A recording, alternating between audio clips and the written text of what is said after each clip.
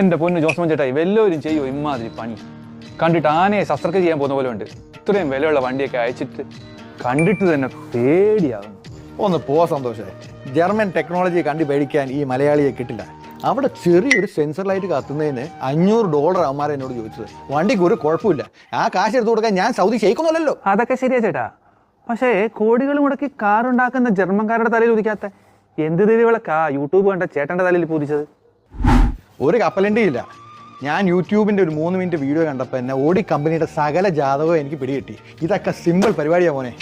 അവർക്ക് ഇത് വലിയ റോക്കറ്റ് സയൻസ് ഒക്കെ ആയിരിക്കും. പക്ഷേ എനിക്ക് ഇതൊരു വട്ടൽ മുളകിൻ്റെ ഞെട്ട് ചിന്നുകൂടിയുള്ളൂ. സിമ്പിൾ പരിപാടി. ആ ലാഭിക്കുന്ന $500 കൊണ്ട് നിനക്കൊരു ഫുൾ KFC ബക്കറ്റ് ചിക്കനും 2 ബിയറും ഞാൻ മേടിച്ചു തരും.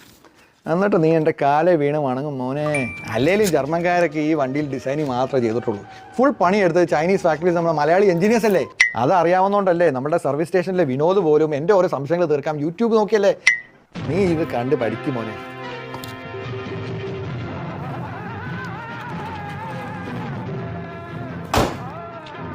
ഇതൊക്കെ എന്ത്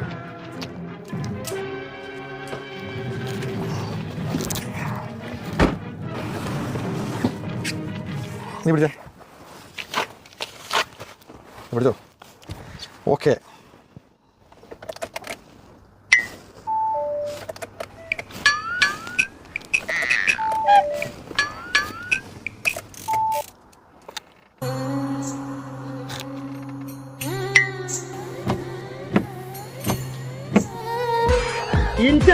പഠിച്ചോളേ, നിങ്ങള് കാത്തോളി.